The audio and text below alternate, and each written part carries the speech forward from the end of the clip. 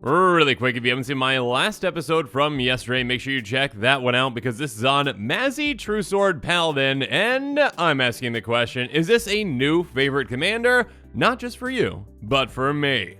Yeah, this commander's pretty sweet. Utilizes some very off-the-wall cards. Anyways. On this episode, though, we've got a very different commander with one that's saying, Blightsteel? So, to find out why this commander may or may not love Blightsteel, well, let's jump into it to find out.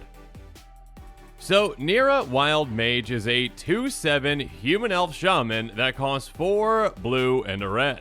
She has a lot of text, so here we go. Whenever you cast a spell, you may put it on the bottom of its owner's library. If you do, reveal cards from the top of your library until you reveal a non-land card. You may cast that card without paying its mana cost, put the rest on the bottom of your library in a random order. This ability triggers only once each turn. Okay, so my goodness, is that a wild and really spicy trigger. Now, a couple of things to keep in mind. Number 1, this is a May ability, so when you cast a spell, you don't have to do this. Number 2, if you choose to do this, that spell is going on the bottom of your library. Number 3, it does say this ability triggers only once each turn, so you can't say, no, I'll wait for another spell to actually do this. It has to be that first spell that you cast, or not at all. And I guess kind of with that 3.5, or, number 4, whatever. You can do this on your opponent's turns as well. It does not specify that it's only triggering on your turn. Now, if I made any mistakes on this interaction, my apologies. It is pretty early. I'm drinking my very first cup of coffee, and yeah, this is the very first time I'm seeing this card as well. And there's a lot to it, so yeah, please comment below and correct me in a nice way. Thank you.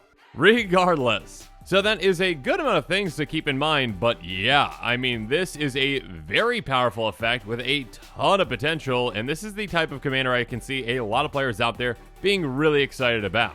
Now, obviously, this comes on a commander that does cost 6 mana, which is quite a bit, but still, I mean, the potential for this commander is pretty massive. Obviously, there are plenty of ways out there to try to set yourself up for a massive play with this, and then say, yeah, let's just cast this tiny little spell, put it on the bottom of my library, I don't need it, and then, yeah, let's just, do some massive things. So yeah, this is a pretty incredible effect, and yeah, that limitation of only triggering once each turn is pretty necessary, because if not, you just be like, okay, 1 mana spell, okay, 1 mana spell, okay, 1 mana spell, alright, hit something massive, awesome, yeah, that was pretty needed. Regardless, even with that limitation, obviously, there's still some massive things that you can do with this. I mean, the episode is titled the way it is for a reason, because that was the first thing that came to my mind, but yeah. If you are interested in building around this commander, just remember that when new commanders like this one are spoiled, some cards that work really well, the commander might go up in price. So in the description below, I have included a link to a list of cards that I am talking about in this episode in case you want to pick up some of these cards sooner rather than later. And now with all that said, let's jump into the cards.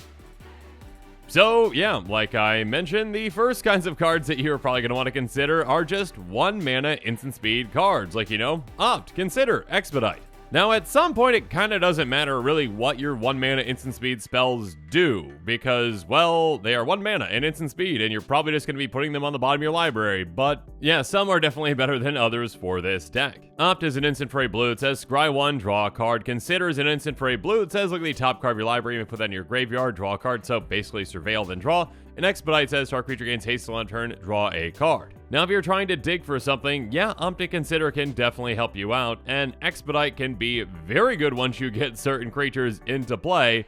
But again, the main function for these in your deck is to be cheap cards that you could essentially say, okay, I will cast this whenever I want to, and then get that trigger from my commander. And as I mentioned, your commander can trigger on your opponent's turns as well. And again, since you're limited to that trigger only once each turn, technically on each trip around the table, with 3 opponents, you can get that trigger 4 times. And yeah, depending on your build, you are pretty likely to hit something very massive, again, for just 4 mana in total. So yeah, low to the ground spells can definitely be very impactful in this deck, especially instant speed ones.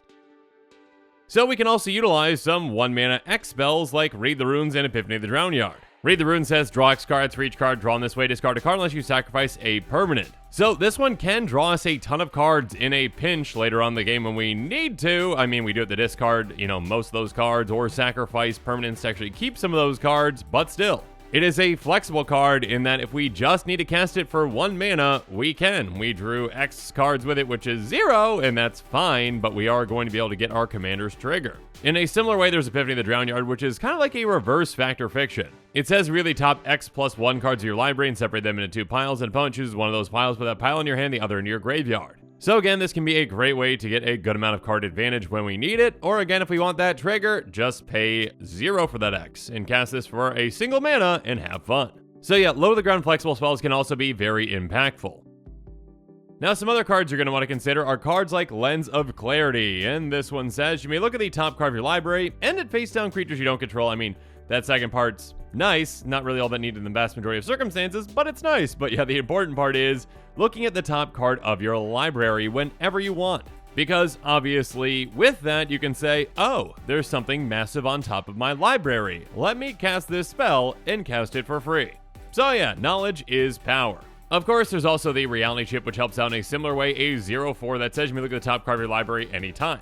And as long as it's attached to a creature, you may play lands and cast spells from the top of your library. So, first up, yeah, I mean, again, looking at the top card of your library is very impactful. If it is something, maybe that is small that you just want to cast for value, cool, you can do that. And also you can say, let's just spin the wheel. I have no idea what I'm going to hit, so let's just cast that and yeah, maybe hit something massive. And then Precognition Field can really help us out in multiple ways. It says you may look at the top card of your library, you may cast the top card of your library if it's an instant or sorcery card, and by paying 3, we can exile the top card of our library. So again, knowledge is power, knowing what's on top of our library. We can also get value out of casting instants and sorceries from the top, and if we don't like what's on top, we can get rid of it. So that might clear the way for something massive that does appear on top. But of course, we also have ways to actually set the top card of our library to exactly what we want it to be with cards like Brainstorm, Brainstone, and Conch Horn. Brainstorm says, draw 3 cards and put 2 cards from your hand on top of your library in any order. And again, this is a 1 mana card, so yeah, we can also utilize it just to get something massive off the top. But yeah, setting the top of our library is very important for this deck.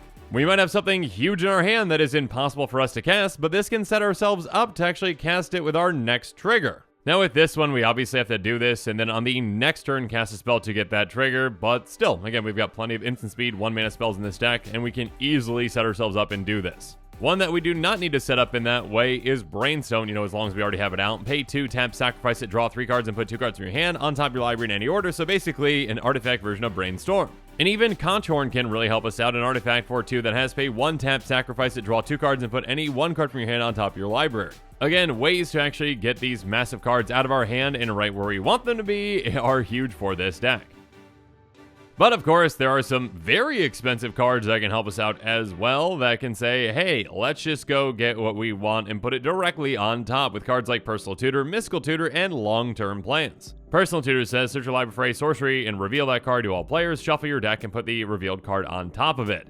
And of course, there are some massive sorceries that are game-changing and game-ending that we can easily get on top of our deck with this. Next up, Mystical Tutor says, search your library for an instant or sorcery card, reveal that card, shuffle your library, then put that card on top of it. So again, even better at instant speed can get us either one of those. And then Long-Term Plans is an instant 4/2 and a blue and says, search your library for a card, shuffle your library, then put that card third from the top. So with this one, you might need to be a little more patient before you get to that card, but you can get the exact card that you want from your trigger, from your commander.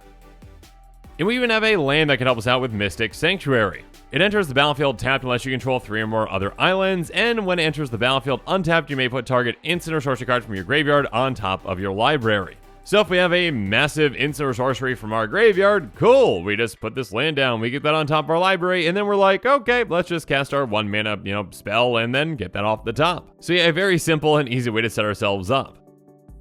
And one final way that I'm going to mention that we can set ourselves up is with a card like Conduit of Ruin. It's a 5/5 Eldrazi for 6 mana. It says when you cast it, you may search your library for a colorless creature card with converted mana cost 7 or greater, reveal it, then shuffle your library and put that card on top of it. On top of that, the first creature spell we cast each turn costs 2 less to cast, which is nice, but again, yeah, that tutor is what we really care about. Because, of course, there are some incredibly powerful colorless creatures that cost 7 or greater, so of course, we had to get to it at some point. I mean, I mentioned it in the thumbnail and in the title and earlier in the episode. And yeah, this card is incredibly expensive. I think Blightsteel is now around $80 or so. But yeah, an 11/11 golem that costs 12 mana with trample, infect, and indestructible. Good luck to your opponents if you get this one out, especially if you do it quite quickly with this commander. And, there are going to be times when you can actually, without even setting yourself up, just get lucky with your commander. You cast, your 1 mana spell, and you're like, oh, I just hit Blightsteel off the top. Good luck. Especially, again, if you can expedite it as well, which is going to be quite surprising for that opponent that might not have any blockers and isn't ready for this and just loses right then there thanks to that infect. But yeah, I will mention that this commander, obviously, on a higher budget is going to have a lot more options when it comes to those higher end massive impact cards that your opponents definitely aren't going to want to see you flip into. I mean, of course, Eldrazi are something that you can flip into with cards like Kozilek, Ulamog, and Emrakul. And keep in mind that you are casting the spell that you flip into, so you are going to get the trigger on each of these. Kozilek is a 12/12 that says when you cast a spell, draw 4 cards, and it's got Annihilator 4, so when it attacks, defending player sacrifices 4 permanents. That's pretty brutal. And speaking of brutal, Ulamog is a 10/10 that says whenever you cast a spell, destroy target permanent, it's got Indestructible and again Annihilator 4. And then how about Emrakul? Okay, not that Emrakul because that one's banned, but this Emrakul, the Promised End. A 13/13 Eldrazi with flying, trample, and protection from instants that says when you cast it, you gain control of target opponent during that player's next turn. After that turn, the player takes an extra turn. So yeah, essentially a Mind Slaver effect that actually, allows them to take another turn after that though, but you can still ruin someone's plans by just taking control of their turn and doing everything that they wouldn't do, of course. And also on top of that, you get a 13/13 Flampling, protection from instants Eldrazi. Or, how about some Praetors like Jin-Gitaxias and Jin-Gitaxias? Jin-Gitaxias is a 5/4 Praetor with Flash that says at the beginning of your end step, draw 7 cards. Each opponent's maximum hand size is reduced by 7. So yeah, basically, you get all the cards and your opponents get no cards. Or how about newer Jin-Gitaxias, which is a 5/5 Phyrexian Praetor that says whenever you cast an artifact, instant, or sorcery spell, copy that spell. You may choose targets for the copy. This ability triggers only once each turn. And whenever an opponent casts an artifact, instant, or sorcery spell, counter that spell. This ability triggers only once each turn. So yeah, just double up some of your spells and, basically negate some of your opponent's spells. Yeah, Praetors are pretty brutal, and some of them might even lose your friends. Like probably that first Jin-Gitaxias. Anyways. Of course, when it comes to creatures that can make a massive impact, there are plenty to list right now. I mean, Tidespout Tyrant and Hullbreaker Horror are just 2 others to mention a few. Tidespout Tyrant is a 5/5 flyer that says whenever you cast a spell, return target permanent to its owner's hand. Again, with all these low cantrippy spells in this deck, we can really get this trigger a ton of times and be able to bounce, well, a ton of things, including our opponent's lands at a certain point to win. One that can't bounce lands but can bounce basically anything else is Hullbreaker Horror, and this thing is pretty brutal. It's a 7/8 with Flash. It can't be countered whenever you cast a spell, choose up to 1. Return target spell you don't control to its owner's hand, return target non-land permanent to its owner's hand. So yeah, this can make it very difficult for your opponents to do anything because again, if they have something in play you don't like, bounce it back to their hand. If, they've got something that they've cast that you don't like, bounce that back to their hand too. But yeah, again, plenty of fantastically high converted mana cost, powerful creatures that you can consider for this commander. And of course, I mean, Omniscience. Yeah, that's something else that, if you want to throw a ton of money at this deck, including all the, Praetors, the Eldrazi, the Colossus, Omniscience, sure, why not just throw that in there too? It's an enchantment for 7 blue, blue, blue, but again, you can just basically get this for 1 mana, again, if you've got yourself set up correctly, or if you just get lucky. And it's an enchantment that says you may cast spells from your hand without paying their mana cost. So yeah, again, if you've got any massive spells in your hand, instead of just, brainstorming them on top of your library, let's just cast them for free with this. Best of luck to your opponents.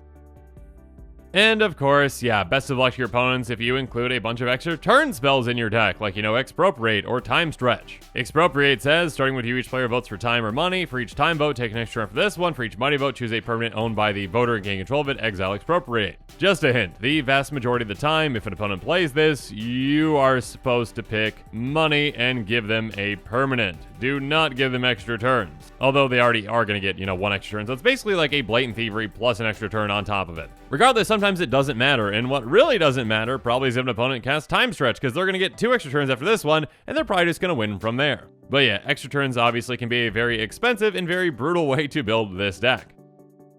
And of course, I mean, even just casting massive spells that get you even more spells can be a very impactful way to build this deck. I mean, Amonatu's Augury and Mnemonic Deluge are 2 that come to mind. Amonatu's Augury says a lot of things, so here we go. Exile the top 8 cards of your library. You may put a land card from among them onto the battlefield. Until end of turn, for each non-land card type, you may cast a card of that type from among the exiled cards without paying its mana cost. Basically, go get yourself some other cards off the top of your library to cast for free. And again, with all the heavy hitters in this deck, you can hit some massive things and get even more value out of this. And of course, if you do have, a massive card like Amuletu's Augury in your graveyard, cool, you can get it back with Mnemonic Deluge a couple of times. It says exile target insert sorcery card from a graveyard, so it can be your opponent's graveyard. Copy that card 3 times. You may cast the copies without paying their mana cost, exile Mnemonic Deluge. So again, if you've got something massive in your graveyard or there's something massive in an opponent's graveyard, have fun casting that 3 times. But yeah, I can see a lot of players out there being very excited about this commander. I can also see some very expensive decks being built around this commander because again, Blightsteel Colossus on its own is like $80. But yeah, that's definitely the first card that comes to my mind in the first place that I think many players are going to go to when they're like, yeah, I really want to build around this commander that can just give me massive things off the top of my library. You know what? I'll go get that giant, trampling, infect, indestructible creature. Why not? And then they suddenly talk like that for no reason. It's early. I just had my first cup of coffee. Anyways, make sure you keep in mind that in the description below, if you are interested in building around this commander, check out that link that's got the list of these cards I talked about because, yeah, some of the cards might go up in price sooner rather than later. When a new commander like this one is spoiled, a new and unique commander like this one is spoiled, players do tend to get excited about it. And of course, make sure you're on the lookout for even more exciting spoilers and quick takes on this channel. And with that, this show is coming to a close, so it's my turn to hear from you. So in the comments below, let me know what your thoughts on this episode are, and as always, thanks again and have a good one. This show and episodes like this one are possible thanks to viewers like you. If you're looking for an easy way to help support this show, make sure that you like, share, and subscribe. Also, hit that bell notification icon so you don't miss any new episodes. You can also go check out our playmats and other merchandise at thecommandersquarters.com. We also have a ton of brand new t-shirt designs in stock, so make sure you check out those as well. Another easy way to support this show is with our TCG player affiliate links. So whether you're buying a deck or individual cards, you can use this general link right here or one in the description. And the final way that you can support this show is by supporting us directly by becoming a patron. There are many benefits to being a patron, and I truly couldn't do this without all of their support.